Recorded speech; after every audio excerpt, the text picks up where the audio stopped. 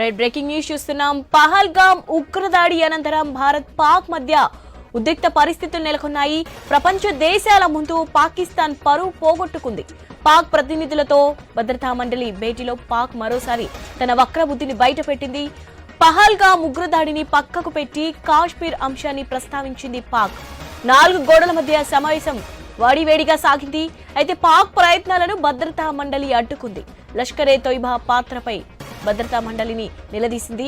భద్రతా మండలి ప్రశ్నలకు పాక్ ప్రతినిధి ఉక్కిరిబిక్కిరయ్యారు. అయితే సమావేశం తర్వాత భద్రతా మండలి ఎలాంటి అధికారిక ప్రకటన చేయలేదు.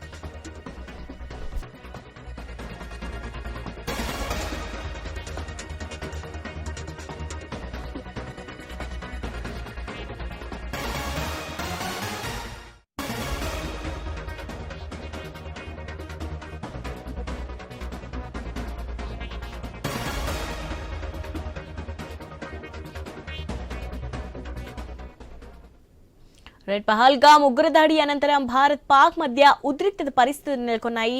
ప్రపంచ దేశాల ముందు పాకిస్తాన్ పరువు పోగొట్టుకుంది. పాక్ ప్రతినిధులతో భద్రతా మండలి భేటీలో పాక్ మరోసారి తన వక్రబుద్ధిని బయటపెట్టింది. పహల్గామ్ ఉగ్రదాడిని పక్కకు పెట్టి కాశ్మీర్ అంశాన్ని ప్రస్తావించింది పాక్. 4 గోడల మధ్య సమావేశం వాడివేడిగా సాగింది. అయితే పాక్ ప్రయత్నాలను భద్రతా మండలి అడ్డుకుంది.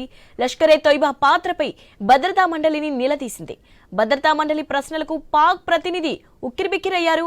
అయితే సమావేశం తర్వాత భద్రతా మండలి ఎలాంటి అధికారిక ప్రకటన చేయలేదు. దీనిపై అప్డేట్స్ తెలుసుకుందాం.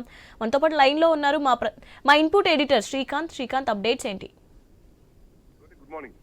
ఇప్పటికంటే పాకిస్తాన్ తన వక్రబుద్ధిని మరోసారి చూపించుకుంది. పాయింట్ ఏంటంటే ఉగ్రవాద దాడి జరిగింది, పెహల్గాం ఉగ్రవాద దాడి జరిగింది. ఇది పాకిస్తాన్ ప్రేరేపిత ఉగ్రవాద సంస్థ అన్నది ప్రపంచం మొత్తానికి కూడా తెలుసు. ఇట్లా నేపథ్యంలో భద్రతా మండలి సమావేశం, ఐక్యరాజ్య సమితి భద్రతా మండలి సమావేశం అంతర్గతంగా సమావేశం నిర్వహించడం జరిగింది. దీంట్లో పాకిస్తాన్ కాశ్మీర్ విషయాన్ని లేవనెత్తింది. సో ఒకవైపు ఉగ్రదాడి నేపథ్యంలో ఇప్పటికే యావత్ ప్రపంచం కూడా అది ఏం చేయబోతోంది, దాడి జరగబోతోందా, యుద్ధం జరగబోతోందా అన్న అంశాన్ని పరిశీలిస్తున్నటువంటి వేళ ఏదైతే భద్రతా మండలి యునైటెడ్ నేషన్స్ కండక్ట్ చేసిందో ఒక సమావేశం, ఈ సమావేశంలో పాకిస్తాన్ ఉగ్రదాడి పైన దృష్టి మరల్చి కాశ్మీర్ అంశాన్ని లేవనెత్తింది. సో మొదటి నుంచి కూడా కాశ్మీర్ విషయాన్ని పాకిస్తాన్ పదే లేవనెత్తోంది. పాకిస్తాన్ నుంచి ఉగ్రవాదులు అదే మాట్లాడుతున్నారు. అటు పాకిస్తాన్ ఆర్మీ చీఫ్ ఎవరైతే ఉన్నారో ఆర్మీ చీఫ్ కూడా ఇట్లాంటి కామెంట్స్ చేసినటువంటి సందర్భం స్పష్టంగా కనిపించింది.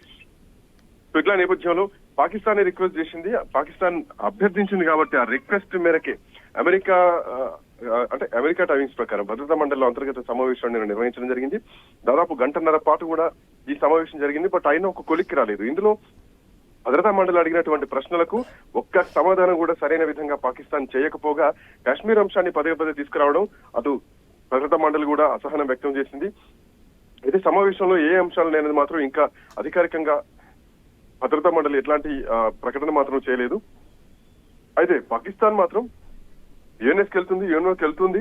చాలా రోజుల నుంచి మధ్యవర్తిత్వానికి లేదంటే ఇప్పటికే సింధు నదీ జలాల ఒప్పందం రద్దు చేసుకున్నాం కాబట్టి సో వాటి విషయంలో మాట్లాడుతుంది అనుకున్నాం. కానీ ఇక్కడ అసలు విషయాన్ని వదిలేసి పాకిస్తాన్ మళ్ళీ కాశ్మీర్ అంశాలు లేవనెత్తింది. అటు పాక్ ప్రతినిధి ఎవరైతే అసీం ఇఫ్తికర్ ఉన్నాడో ఆయన కూడా మాట్లాడు భారత్ పైన మరోసారి అంటే విద్వేషం రెచ్చగొట్టేలా మాట్లాడుతున్నారు, అన్ని అబద్ధాలు మాట్లాడుతున్నటువంటి పరిస్థితి. అంతర్జాతీయ వేదిక పైన భారత్ ను అంటే దోషిగా నిలబెట్టేటువంటి ప్రయత్నం పాకిస్తాన్ చేసినా గానీ భద్రతా మండలి అడిగినటువంటి సమాధానాలకు మాత్రం ఎక్కడా ఒక్క సమాధానం కూడా పాకిస్తాన్ ఇవ్వలేనటువంటి పరిస్థితి. సో ఏదేమైనా కానీ ఈ సమావేశం భద్రతా మండలి సమావేశం తర్వాత అటు కిలారి కూడా ఐరాస ప్రతినిధి కిలారి కూడా మీడియాతో మాట్లాడారు.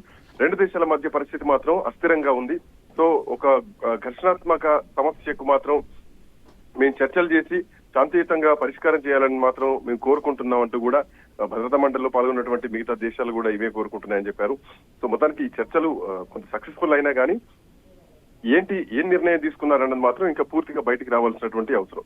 ఇక అంశం అట్లా ఉంటే అటు నిన్న ఇవాళ కూడా మళ్ళీ అలజడి కొనసాగుతూనే ఉంది. భారత్ పాక్ మధ్యలో పిఓకే దగ్గర నియంత్రణ రేఖ ఏదైతే ఉందో అక్కడ కాల్పుల విరమణ ఒప్పందాన్ని ఉల్లంఘిస్తోంది పాకిస్తాన్ ఆర్మీ. సో ఇప్పటికీ అక్కడ కాల్పులు చేస్తోంది. అటు భారత సైనికులు కూడా వాటిని తిప్పికొడుతున్నారు. శివాని.